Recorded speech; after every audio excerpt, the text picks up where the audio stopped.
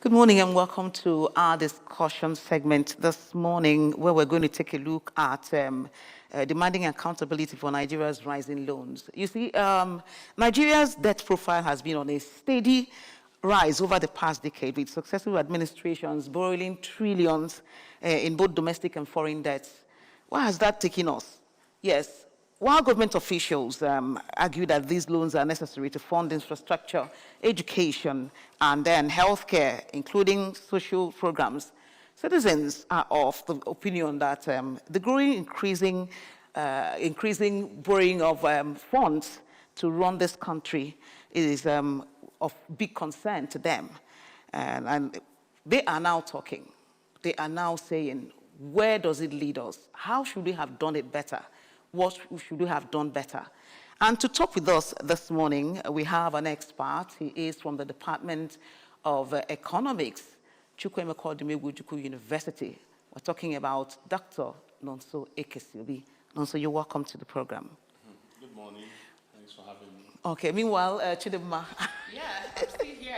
And today we are asking some tough questions, concerning the topic we are going to be looking at this morning. We are asking questions, with the public debt now rising to about 150 trillion naira, what are we really borrowing for? And are the funds being used wisely, and who is keeping the track? Big questions. So the question also is, where is the transparency? Who is monitoring outcomes? And then what future are we mortgaging in the name of development? So, Nonso, too many questions for you to answer. Let's start with your impression about the loans that we have been garnering and then getting the approvals from the National Assembly and then giving the president the big thumbs up to go ahead and borrow. The president has done what he is supposed to do by going to the National Assembly to seek for approvals for the needed funds that the federal government is in dire need of to run the country.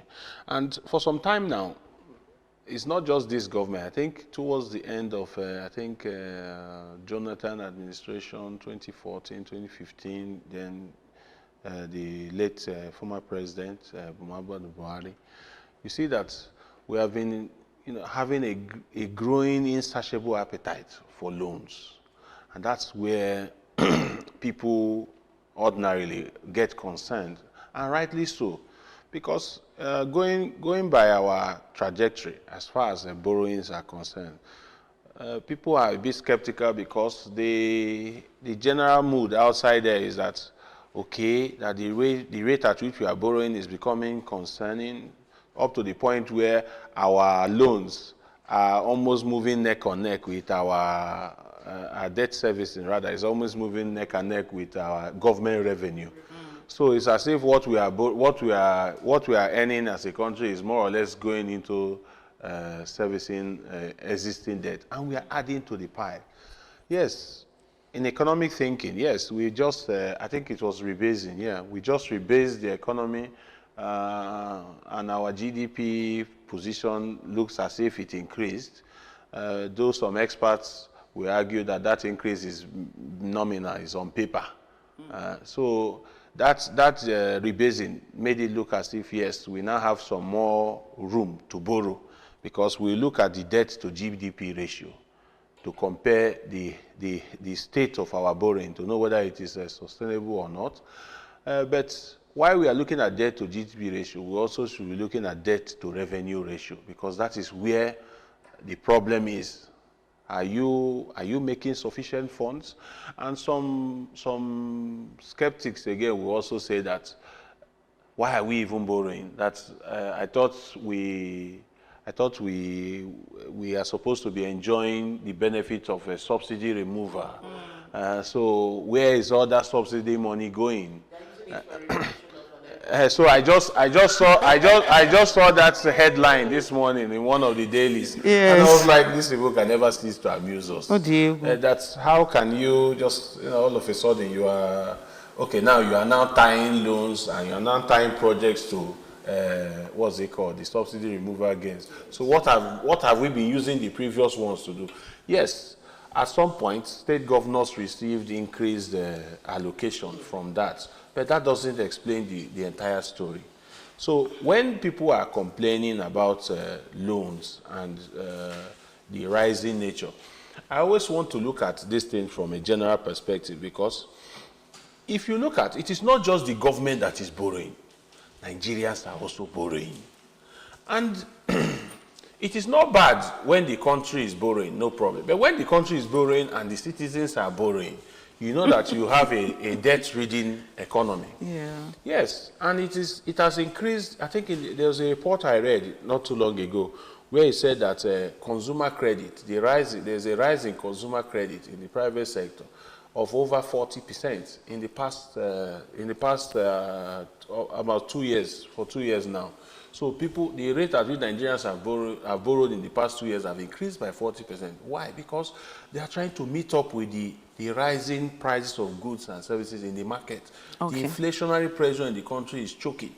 So for you to meet up, you have to, it's not everybody that can raise the other sources of income.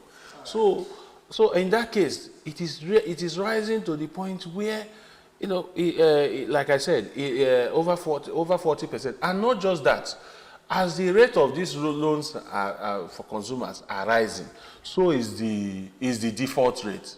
Because it is one thing to borrow, it's another thing to repay. So about, I think, 30 to 45% of loans that have been taken within this period also, those who took the loan defaulted on the loan. Okay. Oh, yes, go ahead. Yeah, still trying to understand the scope. Now, despite a lower dollar value of debt, that the naira value has actually surged due to the currency depreciation. Now, the question is, how much of our debt crisis is truly about borrowing, and how much is the currency management failure? It's a combination of many factors. It's a combination of the exchange rate crisis, like you pointed out.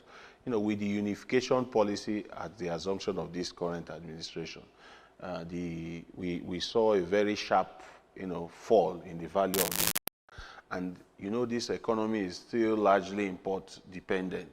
So everything, the transmission of that shock will go straight into the economy. And, you know, we have not yet recovered from that shock, as it were. So in order to meet current obligations, you will need to borrow more because the price level has increased. So that is responsible. Another thing, again, I would want to allude to is that of the inflation I was talking about. The inflationary crisis has been hurting. So you need, like I mentioned, you need more money to get the basic things. You just look at the cost of housing. Let's just use that one as a case study. Where I live, my rent was increased from 500 to 800 just overnight. So imagine a situation where you see, you know, cost of living increasing at that level. And your salary is not increasing. Yeah, and your salary, how will it increase? To be fair to the government has created a recent platform where it is encouraging university lecturers to come and take credit for about 10 million. Credit, take loans. So we are giving students loan. You see now, we are giving students loan, we are giving lecturers loan, and what do you intend to pay for? we are now more or less we are mortgaging the future of this country. Yes. But we on you know, very marginal, very so we're not talking we're not talking about savings anymore, but you know, each time we're talking about surviving, not saving. Yeah, survival of the fittest. Okay, now each time you talk about you know, budget, people seem to prepare. For 1 year, you're preparing for, you know, budget cycle and all these. The government later releases the budget for each year. And, you know, when we were growing up, each time you say budget, we just felt that the money was always there for you to fund the budget. But recently we've seen that budgets don't work without revenue generation. So, but taking a look at what has happened in these few years, you discover that government prepares a budget for 1 year and then depends on loan for, you know, to service the budget. Maybe that's what's wrong with all these loans that we're talking about. Why is it so? Can we ever, in fact, what should we borrow to fund the budget? What should we borrow? Or is it all the projects? I think firstly we should ask how realistic are our budgets. Our budgeting system, the budgeting framework in this country is a mess, because budgets now appear to be just like an annual ritual to fulfill all righteousness. It's even worse at the state level. We are discussing this thing at the national level, but if we get to the state level, I think we will just give up, because at least at the federal level, everybody is interested at that point. But at the state level, some states people don't even know about budgets. Yeah, people run government without proper appropriation of these resources. They just do the things the way they like. But at the federal level, you see, it's becoming more and more challenging, because towards the end of the immediate past administration, they tried to realign the budget cycle such that the budget starts with the calendar year, January to December, that cycle. No problem. But you find out that you get budgets approved, but up till June, funds are not released yet. Then somewhere in the middle of in fact, as we are in 2025, we still have some aspects of 2024 budget running concurrently with what is going on this year's budget. So you see, and why is that so? Because we just run this thing on paper, get approval, then we put it on our website that yes, we have done these things, and the country, to make us appear as if we are serious. But beyond that, what is going on with the funds, with the resources? You'll be amazed, because it's as if we prepare the budget, then later go and start looking for the money to now run the budget. But like you said, it's supposed to be something that should happen pre the budget approval. So in the cycle, you should be able to know how much is your anticipated revenue, because that's what the budget is. Now, budget is a plan. So you expect that you will get X naira, and that X naira within so period, you will do that. That's why you have budget parameters now. You look at, you have budget parameters where you'll be talking about what you expect inflation to be, what you expect exchange rate to be, how much are you raising, how much revenue are you expecting to raise from crude oil sales? That's why you now talk of the production, anticipated production, how many million barrels per day, and all these things. But are we meeting those budget cycles, those budget parameters? How realistic? So when you look at the budget parameters, you look at the what's it called? We look at the budget parameters, and we talk of, for instance, the exchange rate. What did they peg exchange rate as in the budget? And what is the current exchange rate? You see that there's a divergence. And because of that divergence, it makes it difficult for instance, the central bank to do its job. Because on the one hand, you are saying that you have floated the market. On the other hand, you still find another means to cushion or to stabilize the naira. The government in this kind of arrangement, the government doesn't necessarily have any direct business in stabilizing the naira. But that is what we are still doing. So we talked about borrowing. The only difference between this government and the previous government was that in the previous government, they went ahead to be printing money and be circulating. Yes, now that's thing they call ways and means. And they printed over 20 trillion. Oh, dear. And that is what contributed in fueling inflation in the country. Because that's basic secondary school economics now. Inflation is when too much money is making feel good. Aye. So you were printing money, but this time around, you don't want to print. What we are saying is, okay, let us borrow. Then you see that the rate at which we are borrowing appears to be bigger than what we were doing in the previous administration. The only reason is because this time around, they are no longer printing. Assuming we were printing money, most of these loans, you will not see them take it. Let's also talk about the impact of this loan that we get from multilateral lenders like the World Bank, the AFD, that's African banks and all that. IMF. So what risk does this pose for sovereignty and future physical flexibility? The loans we are getting from these international development organizations are practically one of the lifelines that is keeping this country afloat.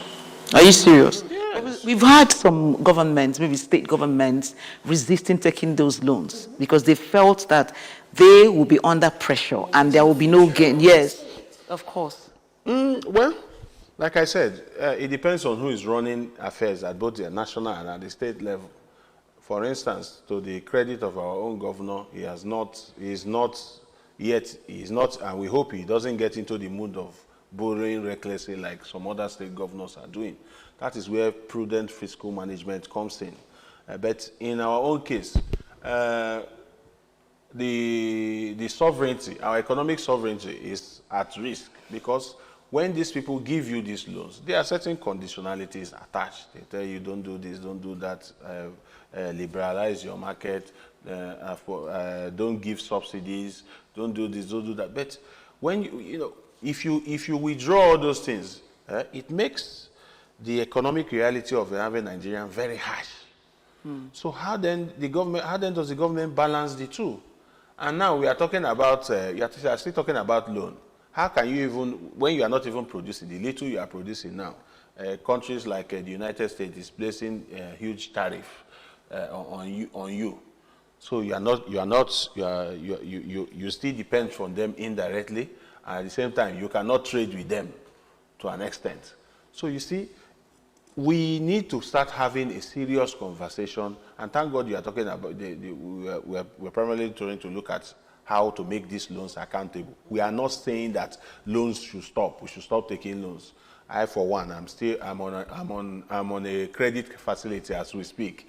So the fact that I took a loan does not make me responsible. So once in a while, you need external support. So the federal government can once in a while also need external support. No problem. But how I hope we are not doing. You see, I hope we are not. The challenge is this. The posturing we are giving to the international community is like we are a very affluent country. Yes, we may have the potential, but potential does not necessarily mean wealth or money at hand. So when you are taking these loans, you should take those loans in such a way that they see that level of seriousness. They see that you are on an economic trajectory to use those funds to transform your economy. When the likes of Obasanjo and Okonjo-Iweala back then were trying to rescue us from the loan system that was trying to choke us, and we got some debt relief, I think from the Paris Club of Creditors then. We thought that he was not doing, they didn't know what they were doing. But they needed that thing to give the economy a new lease of life.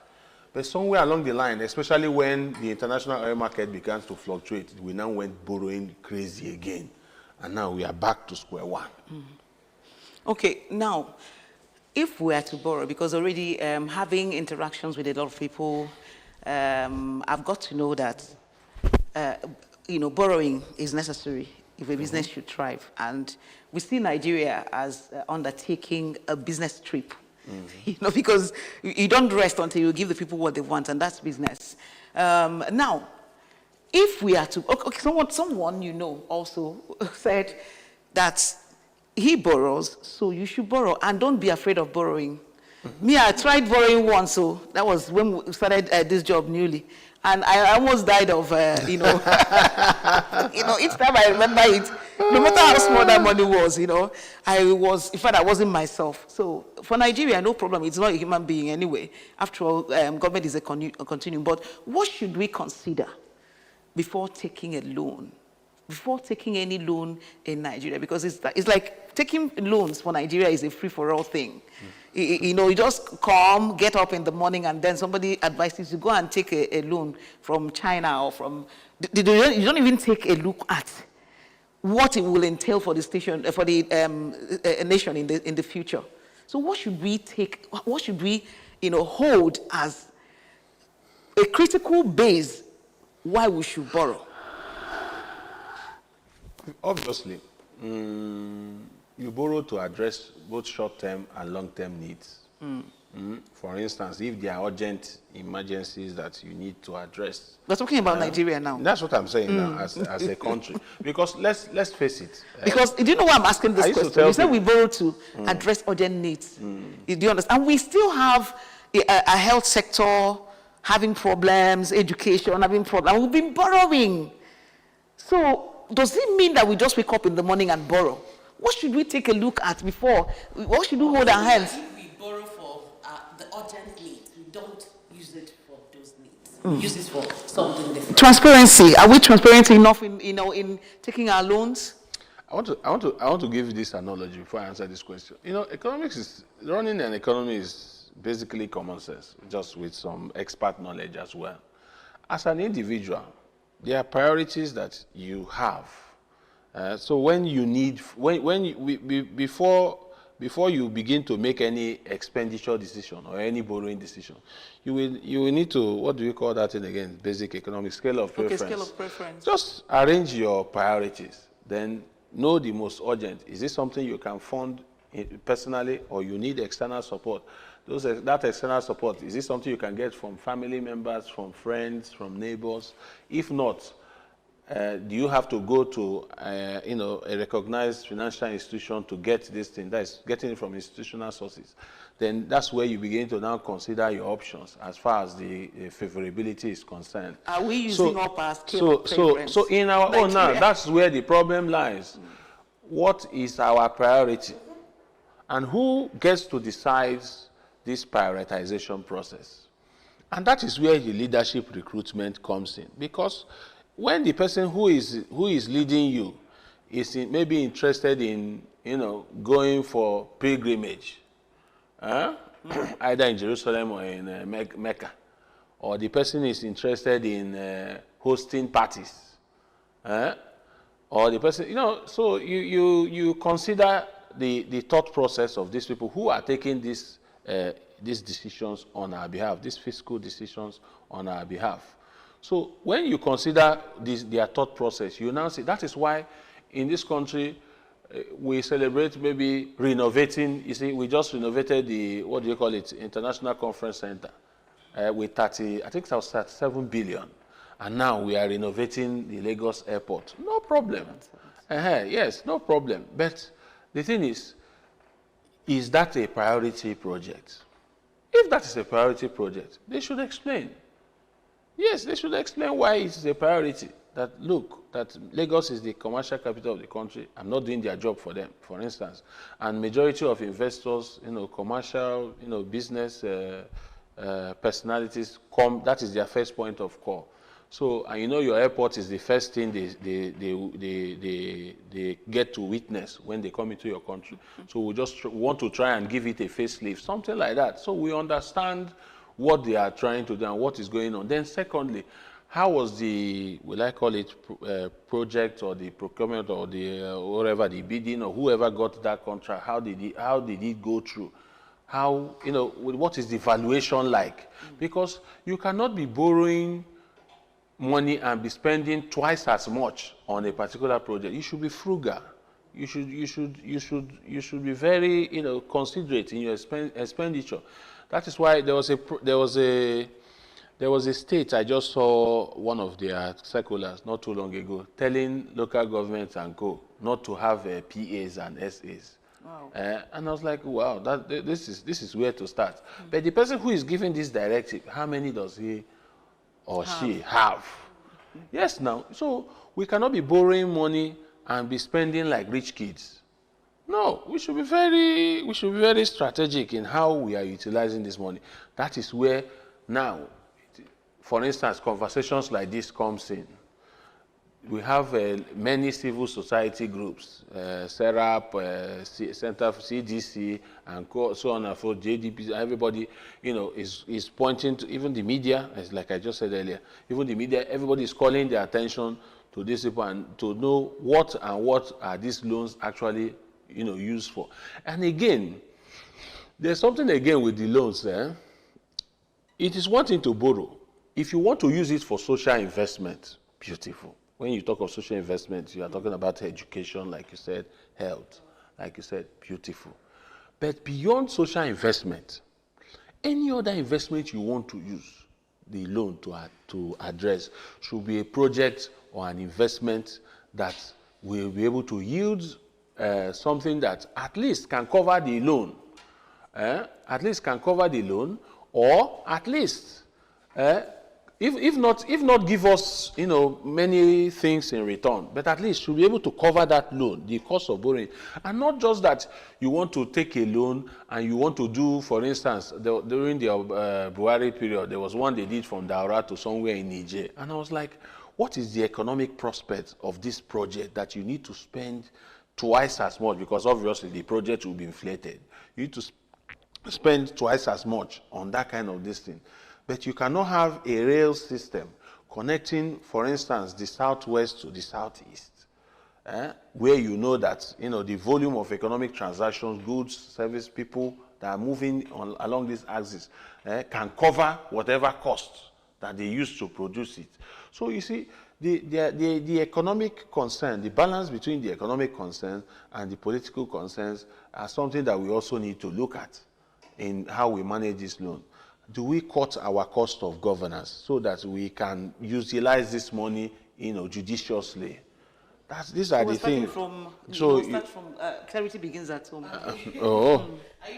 It's one thing to borrow, and then another thing is to service the loan. So when we talk about debt serviceability and of course revenue issues, debt servicing now, it's gulping out about 60% of our revenue in the country now. So at what point does it become unsustainable for us as a nation? At what point does it become unsustainable? Yes. It is already becoming unsustainable now. We don't have to wait to hit the 80%, 90% threshold before we start ringing the alarm bells. It's already becoming unsustainable because, mind you, as these things are taking time, so is the responsibility of government. Population is increasing. Wear and tear on existing infrastructure. The pressure on them. Other competing needs that the government needs to address. So all these things are going on side by side, the consideration that yes, you still have to service existing loan. And again, in the most recent loans now, there are some, I can't remember the exact sum, but there are some that is expected to be gotten from the domestic sources. Now the challenge in this basic economics again is that when government comes into the economy to borrow, it more or less has the ability to borrow almost everything in the economy. And when they do so, where do private investors, businesses, local investors, local operators, entrepreneurs, I'm not talking of the Dangotes of this world, the SMEs, where do they now get these soft loans they need to run the economy? So that's another concern when we say if the government is taking these loans here and there, it's also taken from domestic source. So how are we sure that by doing so, it is not crowding out the private sector from the loan space? Then again, in terms of the communication, effective fiscal communication is also necessary. If you go to in fact, our budgeting platform in the debt management office, I know their website, for instance, I know they report quarterly, but it should go beyond that quarterly report. It should go even as far as monthly updates to be telling Nigerians, look at how much we borrowed, look at how much we have spent as at June, as at July, as at August. Then in terms of existing obligations that we need to meet, look at how much we are owing. Look at how much we have paid for this month. Look at how much we have paid for next month. Then look at the projects that these loans. Somewhere along the line, we were talking about Sukuk. Yes, all of a sudden, it's as if the conversation is no longer that way.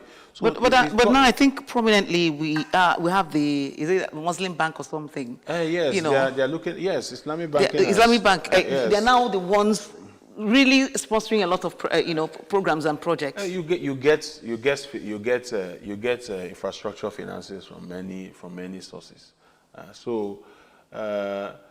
We still also have. I don't want to make it a religious thing, but we still also have financial institutions that are owned by faith-based organizations, especially in Christendom. Okay. So it's just that the Islamic financing model is more open, is more visible, as it were, than others. So these are platforms people can use to get, You think it's more open if an eastern state wants to, leverage on it? Do you think it will not cause? Why not? Concern. In fact, the concern it will cause is that people will say that you want to Islamize their state. No, but we should be. No, I think that's where Terms and conditions apply, I beg. that's where effective fiscal communication is concerned. It comes in because you know tell people look that you are borrowing from XYZ Islamic something does not make you automatically convert to Muslim or surrender your religious freedom to those kind of institutions. No, that's far from it. Yeah. For you as an expert, it's just so simple like that. But the thing is that They people only hear about loans when the executive takes it to the House of Assembly or the National Assembly and all these. Then the next time you don't even hear about it. You just hear has been approved. We don't hear about or any update. When was it? Was it really the loan? Was it really taken? Where was it plowed in? You know what are the That's what I said. Yes, they should. In fact, they don't have a portal. What they have is a website. I think they should be a portal in something that you can have real-time, updates as far as those things are concerned. Then it's just like what goes on in the capital market. It is possible. We know what trading goes on there on a daily basis and the stuff like that. So we should have those kind of this and across states. I want to know, because you said they should make it more transparent and make it a monthly obligation for them to be posting the expenditure, what it's used for. Now, how would that benefit an average Nigerian? Yes, when you are more transparent, when you know that people are watching,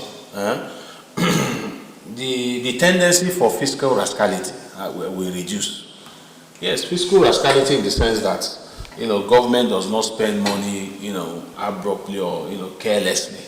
So we know that people are observing your day-to-day or your monthly fiscal activities, and we should be open to questions, to dialogues on these issues. So as far as our budgeting system is concerned, we should be more realistic because every year. Nobody wants to be seen to be saying, okay, that the budget for this year falls short than what was the budget for the previous year. You understand? Nobody wants to be seen in that space. So everybody wants every year there should be some kind of increase in the budget value to show that the budget for this year, for instance, is 15 naira. A 5 naira improvement from what it was last year, which is 10 naira. But how then do you assess these things?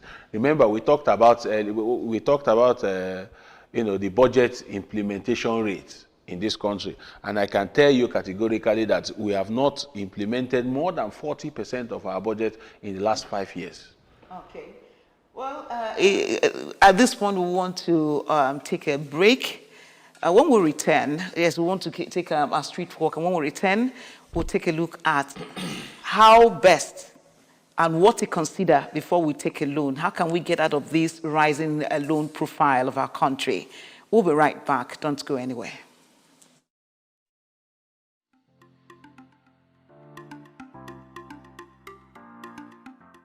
We have so much resources that can pay off our bills. If we harness those resources together, there will be no need for getting a loan from international community. So me personally, I don't buy the idea. That is already approved, then they can go ahead and do their things because honestly, that loan will not be meant for the actual thing that is written on paper, for their own pocket gain. It will not add any value to the Nigerian economy. Not today that the country started borrowing. So the ones they borrowed, have they paid? Are they done paying those ones borrowed, and they're still borrowing new ones? So what's the essence of borrowing? It's not making any sense to anybody living in this country. Maybe they are just borrowing to share among themselves. I don't know. But to be realistic, it doesn't make any sense borrowing. It will affect the good governance because trying to pay the loan, maybe in estimated time, if the government or Nigerians did not pay back the loan, it would affect the good governance. We are owing a lot. I don't know who is going to pay it. The so-called senates and the presidents, past ones and the present, kept on enriching themselves. We kept on getting poorer and poorer. They should, every debt they collected, they should pay for it. The senators, both the past and present, will be held responsible They will pay for all these things they are taking loan because we don't see the effect of the loan. So we are not benefiting anything from the government. They should use what is in this country and generate money that they will use. Taking loan is never the best. Who is going to pay it? If Tinubu takes 22 billion, he will pay it with his family.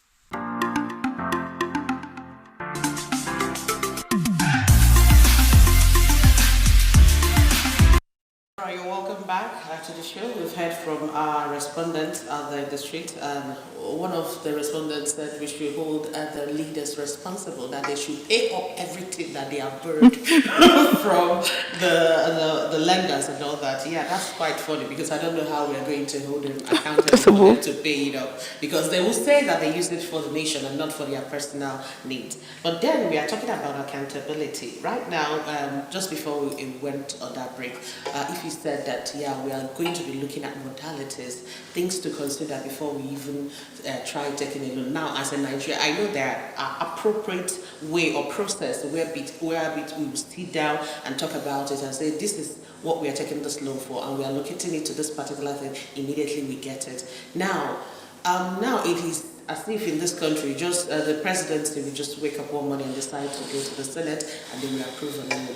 How do we now make it right when we talk about accountability, and also seeing a way we can, curtail the fact that we take loan on, should I say, on a weekly or a monthly basis, so to say? Well, there are a lot of things we need to do. One, we have spoken about transparency in terms of, our debt profile, in reporting in our debt statistics, and making it, real time, like I mentioned, so that people can access these things from anywhere. In fact, from the comfort of your home, you can check your phone. But we are still struggling with making public information actually public, making it public knowledge. Even after passing, what do you call that thing again, Freedom of Information Act, there are some public institutions where you go and demand certain information, they will frustrate you or just make you give up. So we need to look at that. Then we talk about the management of our loan system.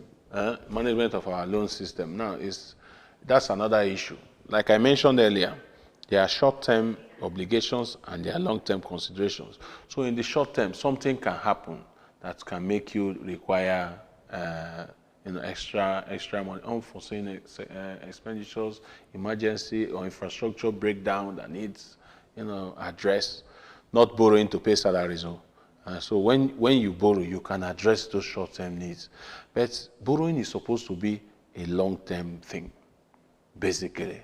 So if you are borrowing, you should be asking yourself, looking into the future, because you are basically borrowing to fast-track economic development instead of using what you have and maybe that will now take you 10 years to achieve. You can borrow and it can take you 5 years to achieve that. And bear the responsibility on behalf of everybody in the country. But like the picture I painted earlier, it's worrisome that the government is borrowing, Nigerians are borrowing on every side. And if you look at, there's this statistics we call debt per capita. Yeah. How much, if you take the existing public debt and divide it by the entire Nigerians, you know how much each Nigerian is owing per head. So it has moved from around 600 to 700,000 to almost the 1 million naira margin. So you have not even seen the minimum wage of 70,000 per month, and they are telling you now that you are owing about 1 million naira. Something you don't 1 know million about. naira in the air. So you see, we need to look at our long-term debt financing framework. How then do we re-strategize on our debt management profile? You mentioned something about the cost of the borrowing and looking at what considerations are we making. Yes, to be fair to the government too, we need to understand that most of these loans, especially the recent loans, they are tied to projects. Especially in security, in infrastructure, like the railway that is going to pass through the southeast for the first time, and stuff like that. So they are tied to projects, education, health, energy infrastructure, good. And again, the concessions on the loan is a concessionary loan in the sense that it gives you more, maturity period, and a flexible, a small interest rate. So that can also help. But beyond that, if the government is getting these concessions, it should also try to extend these concessions to the average Nigerian. So how then do we energize? I'm happy that they set up not just the Southeast Economic Commission, Southeast Economic Development Commission, the one that Mark Okoye is heading. Now we have also approved the Southeast Investment Company with initial capital funding of I think 150 billion. So it's good that we are creating platforms like this. So how then do we make sure that these things they deliver to you and I? Because that way, if you are saying government is using borrowing to fund initiatives like that, we will be like, no problem, provided it's getting to us. We are talking How of... do you raise the money to pay back? That's where the problem is. Yes, yes, because they are looking... No, this one is not social investment. No, this, not about the company. For the company, I also heard that they are going to raise funds from private individuals. I'm talking about some social investments like education and health. How do they plan to recoup the money and pay the interest? That's why the economy is working now. Look, we just passed a tax bill, and the essence of that tax bill is to show up our tax management so that government can be making serious money from there. We have seen that, yes, the days of sole reliance on crude oil is going. So we want to look at what is happening in our tax space. Don't you think that the people are the ones going to pay for all this infrastructure, even though they're still borrowing? Again, let me be fair to the government. Nigeria is one of the least taxed countries in the world.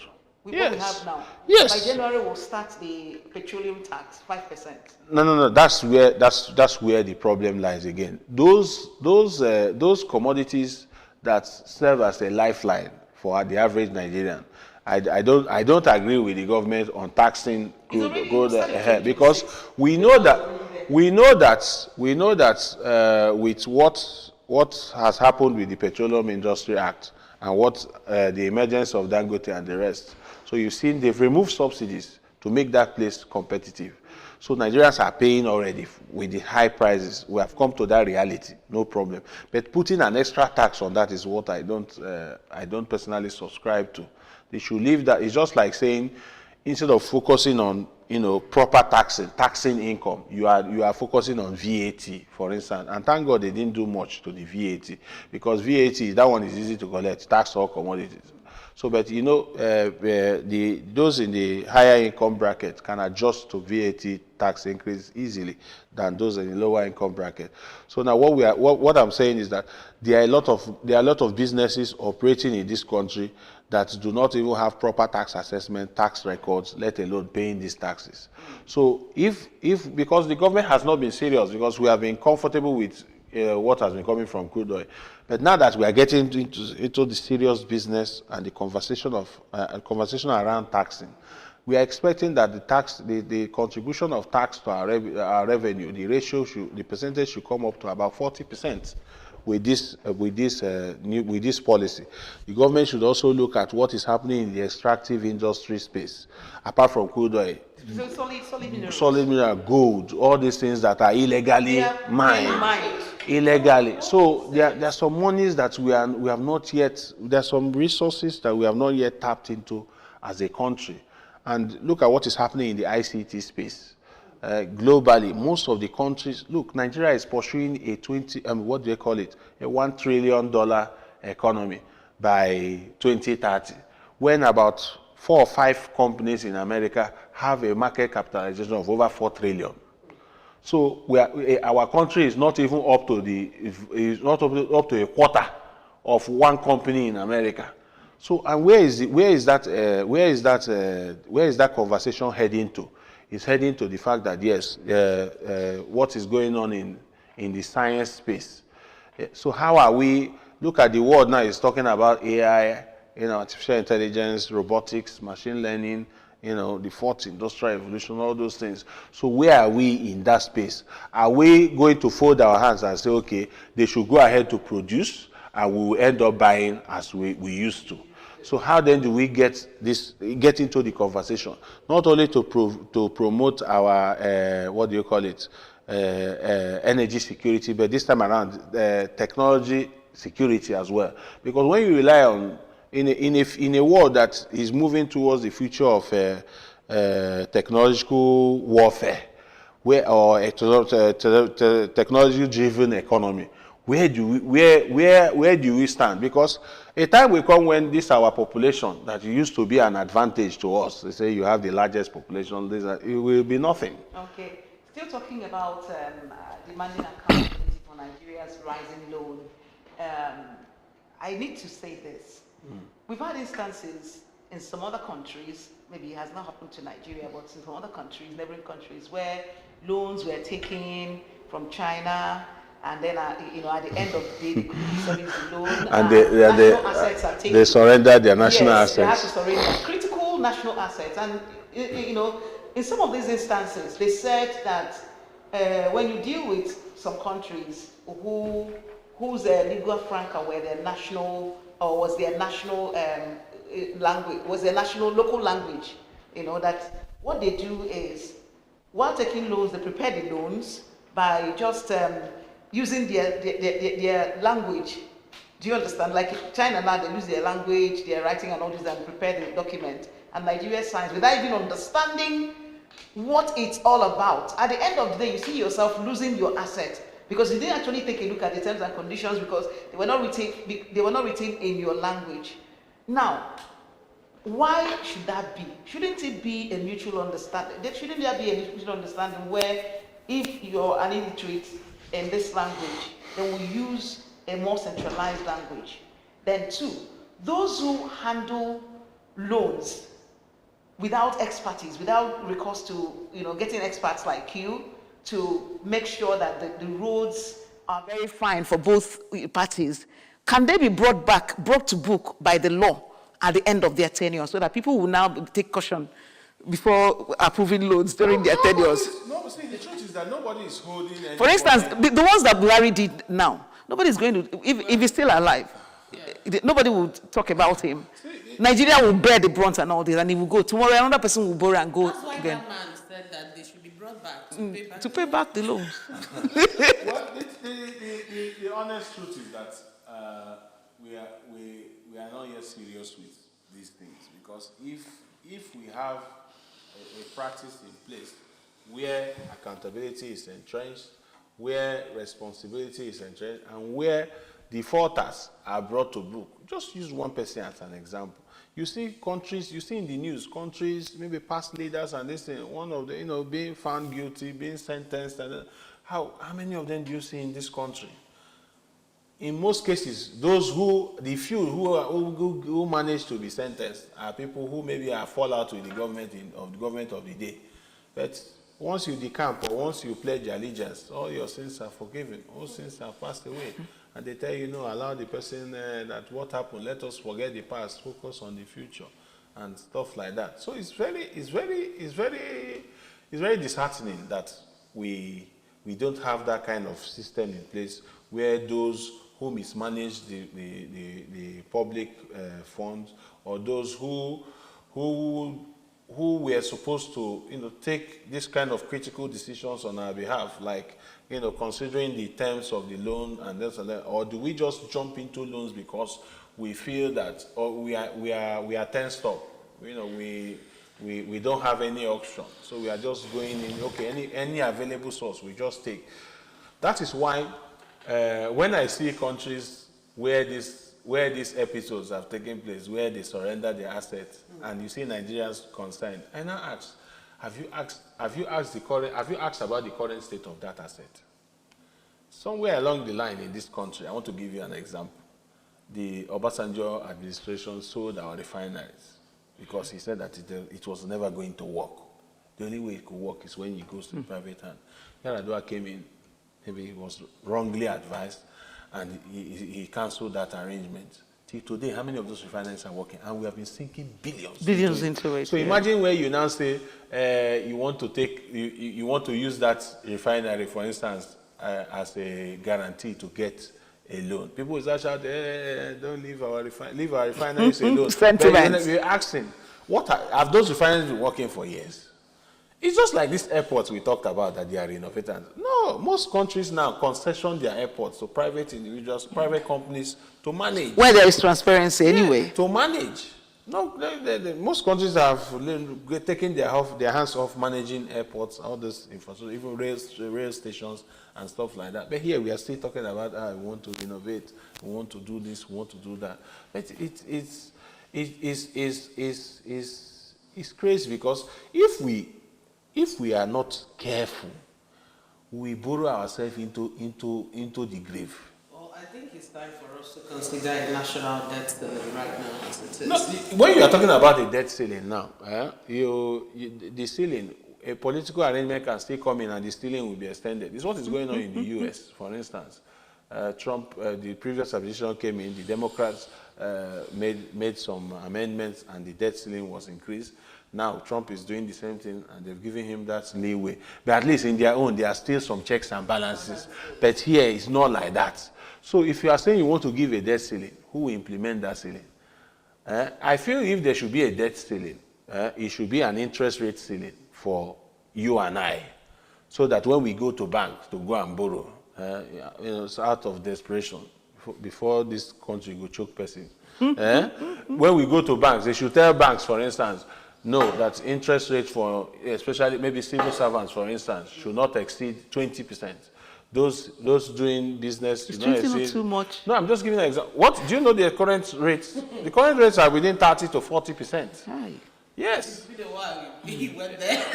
No, you don't take that one. Why I take? I run. Go and find out how much they are using to take loans now. It's crazy. So that's if we are to have a ceiling, I think it should be for you and I, especially, so that we can breathe, as the president put it. Let the poor breathe. Well, you're not poor. We are surviving. Yes, that's the thing. We are surviving. Okay, what last advice would you give to our country in order to, try to show a bit of accountability, transparency, so that our loans, when they will rise positively? They should start giving us results. That's all. Show us results that can, encourage Nigerians to back you when you want to go for subsequent loans. At least we can say, this is part of the project that came in through loans. This is part of the project that came through. Look at, we have what do you call it, Lagos-Calabar coastal roads. Abi? Yeah. That was 700 kilometers. You did 30 and you came and you were, so we're like, where is it that you were doing those projects without thinking about where the money will come from? What was that? What made you? I think one prominent personality warned them about it, that it may not work. They saw it as negative criticism. So we allow political considerations to overtake economic considerations when we are taking debt decisions. So we should begin to downplay on personal interest, political interest, and begin to look at economic interest and national interest. Okay. Thank you. Thank you very much. Yeah, well, a very big thank you to you, Dr. Nonso Ekesiobi, lecturer, Department of Economics, Chukwuemeka Ojukwu University. Thank you so much for joining us this morning. It's been wonderful being here. Have a nice week. Okay.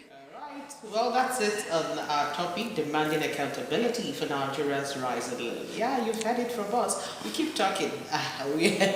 And expect our leaders to keep doing. Exactly. We will not get tired of talking. No. If we stop talking, then while a good day. If we stop talking, while a good day. So let's keep talking. At least it gets to them.